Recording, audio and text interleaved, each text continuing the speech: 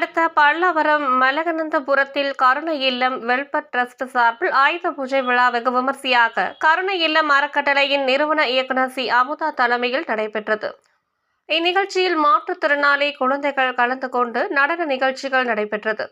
சிறப்பு அழைப்பாளர்களாக கருணை இல்லம் வெல்பர் டிரஸ்ட் நிறுவனர் கருணாகரன், ஆகார்ட் ரெஸ்டாரண்ட் உரிமையாளர் அசோக் குமார், தமிழ்நாடு இளம் வழக்கறிஞர்கள் மாநில தலைவர் வழக்கறிஞர் நிஷா கலந்து கொண்டு மாற்றுத்திறனாளி குழந்தைகளுக்கு நலத்திட்ட உதவிகள் வழங்கப்பட்டது.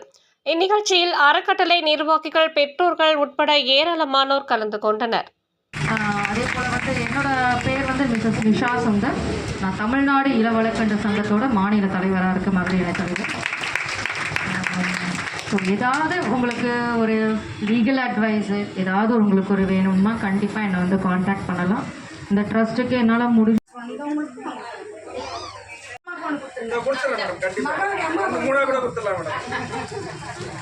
வேணும், தாய்க்கும் வேணும். ப்ளீஸ் மெல்லமா போங்க, சரிங்களா?